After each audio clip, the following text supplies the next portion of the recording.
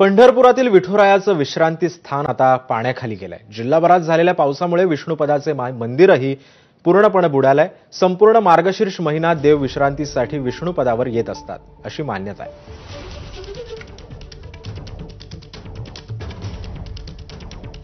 नीरा नदीतून सोडलेल्या पाण्यामुळे भीमा नदीची परिस्थिती अशी दिसते। संपूर्ण दुथडी भरून ही भीमा नदी वाहते। सध्या चंद्रभागेची या भीमा नदीची पातळी जवळपास 2 मीटरने वाढलेली आहे आणि वाळवंटातील सर्व मंदिरे पाण्याखाली गेलेली आहेत। विशेष म्हणजे हे जे विष्णुपदाचं मंदिर आहे, जिथं मार्गशीर्ष महिन्यात 1 महिनाभर देवाचं हे विश्रांती स्थान असतं, हे संपूर्ण मंदिर पाण्याखाली बुडालेलं आहे।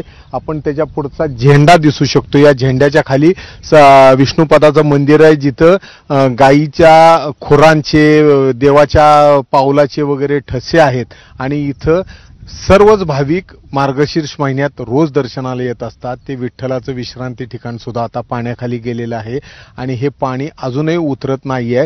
ज्या पद्धतीने पुणे परिसरात आणि सातारा परिसरात पाऊस चालू आहे, या दोन्ही पावसाचं एकत्रित पाणी चंद्रभागेत येतंय आणि यामुळे चंद्रभागेची जवळपास 2 मीटरने पाणी पातळी वाढलेली आहे आणि यामुळे वाळवंटातील मंदिराबरोबर चंद्रभागेच्या तीरावर असलेलं, गोपाळपुरात असलेलं विष्णुपदाचं मंदिर देखील पाण्याखाली गेलेलं आहे। देवाचं विश्रांती स्थान म्हणून ओळख असलेले हे विष्णुपद मंदिर सुद्धा पूर्ण पाण्याखाली आहे। कॅमेरामन अविक कागदीसह सुनील दिवाणे, एबीपी।